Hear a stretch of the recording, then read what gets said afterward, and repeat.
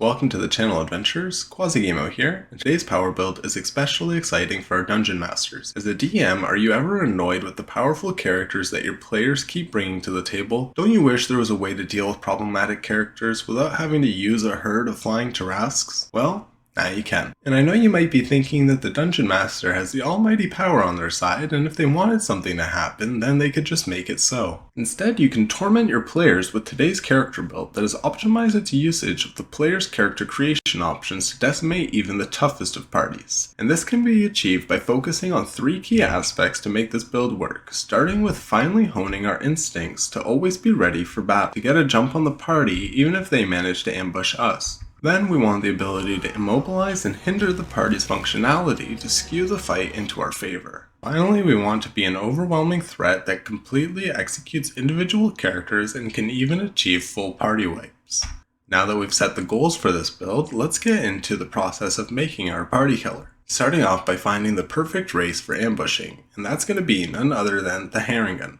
A race of owl people, and this is going to get our character their hair trigger feature, which allows us to add our proficiency bonus to our initiative rolls, getting us to a +6 by level 17, making our natural instinct for battle superior to characters that dedicate themselves to maxing dexterity. On top of that, Haringons get a +2 bonus and a +1 bonus, different stats of their choosing, and our optimal choices are +2 dexterity and a +1 charisma, which will boost our stats that we're generating with the point buy method. Just keep in mind that if you decide to roll for stats, to keep 13s in strength, intelligence, wisdom, and charisma for multiclassing purposes. Our stats are going to look as the following: 13 strength, 16 dexterity, 8 constitution, 13 intelligence, 13 wisdom, 14 charisma. These stats will give our character 69 max HP and an armor class of 19 with hide armor and a shield. Now that our killer owl person is ready to find adventurers, let's go over our character's multiclassing level distribution.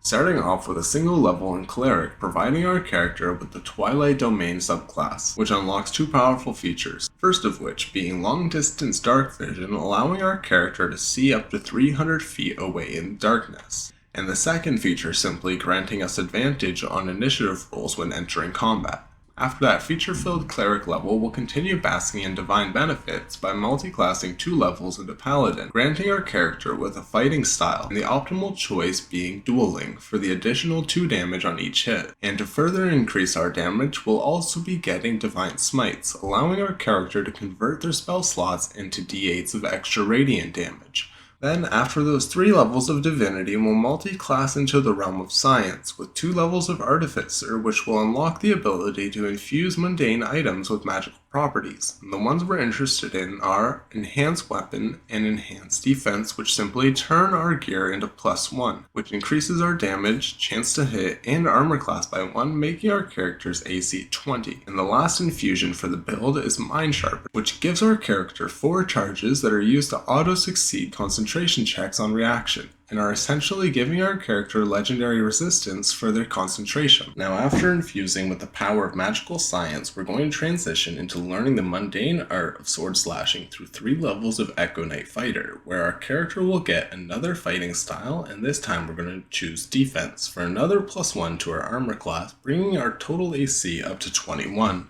Then we'll also be getting the Action Surge feature, which is incredibly powerful since it allows our character to temporarily break the game by having access to 2 actions on the same turn, opening up the possibility to combo spells and attacks together on the same turn. After that, our character unlocks subclass features to manifest an echo, conjuring up a duplicate of our character to be able to swap places with and attack from its location, which it can do an additional time with the Unleash Incarnation feature, granting us an extra attack from our echo's location. Now that we're able to be in 2 places at once, let's step into another class for 6 levels of Blade Singer Wizard, where we'll be adding magic to our sword blade through a unique extra attack that allows our character to replace one of their sword swings with the use of a cantrip, so we can do a mix of physical and magical damages. Then we'll also take these levels to pick up the ability to recover up to a 3rd level spell slot with Arcane Recovery, which can be used to recover slots for the 3rd level Abjuration spell, Counterspell, which reassures our character's spells go through since we're able to counter the party's pesky attempts to foil our plan with their own counterspells. Then after that, we'll be getting an ability score increase, which will trade for the alert feat, providing our character with a +5 to their initiative score, ensuring that our character is always ready for the unexpected and not be surprised, which comes in handy with our final multi-class of 6 levels into the unpredictable nature of Wild Magic Sorcerer, giving us the ability to react and bend luck to our will to either help allies or hinder foes. We'll also be unlocking Font of Magic, granting our character 6 sorcery points, which can be used on various features like Bending Luck or Meta Magic, where we're able to use our points to customize the way we cast our spells, and the one that benefits us the most is Quicken Spell, which makes spells that would usually be an action be able to be cast as a bonus action instead, which conveniently works with our spell of choice for this build, which is Hold Person, a 2nd level enchantment spell that forcefully holds its target in place, paralyzing them if they fail a wisdom saving throw.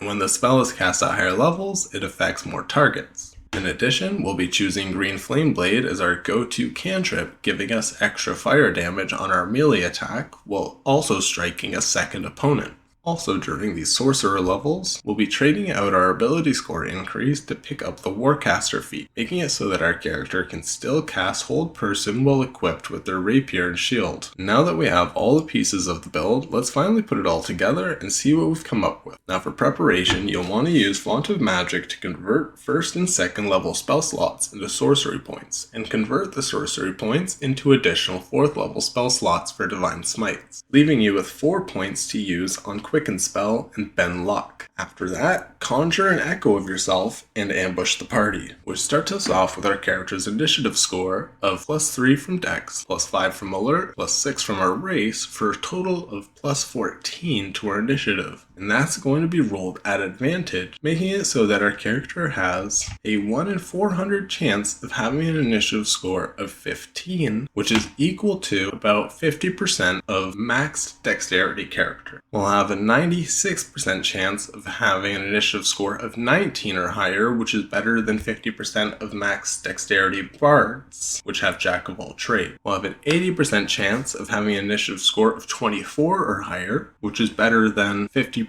of max dexterity bards that have the alert feat. We'll have a 70% chance of having an initiative score of 26 or higher, which is better than having max dex and rolling a 20. Finally, we'll have about a 51% chance of having an initiative score of 29 or higher, putting us on par with the likes of a max dexterity bard that has the alert feat and is standing in the aura of a Watcher Pal, making it almost guaranteed that our character will be going before the entire party. Then during your first turn, use Quicken Spell to make Hold Person a bonus action and cast it at 5th to 7th level to target 4 to 6 players with our DC 16 Wisdom save, having a 50 to 80% paralysis rate against most characters. Just stay wary of the Clerics, Druids, and Paladins though, where you'll likely only have about a 20 to 30% chance of capturing them. Then, either use your reaction to counterspell the party's counterspell, or if they don't, then you can lower the saving throw of any party members that narrowly escape your spell. This should capture about 2 to 3 party members in a diverse party. After that, just get within range and have your echo go to a different target. Attack once with your extra attack, then cast Green Flame Blade, and finish by performing a 3rd attack from your echo's location, all while using Divine Smites on each successful hit. Follow this up by using Action Surge and repeat. All 5 of these attacks will be made at a +10 to hit at advantage, and any attack that lands will be an automatical critical hit. And this will give us 84% chance to hit characters that have an AC of 19, which are wearing medium armor plus a shield. We'll have a 75% chance to hit characters with an AC of 21, which is heavy armor plus a shield and defense style.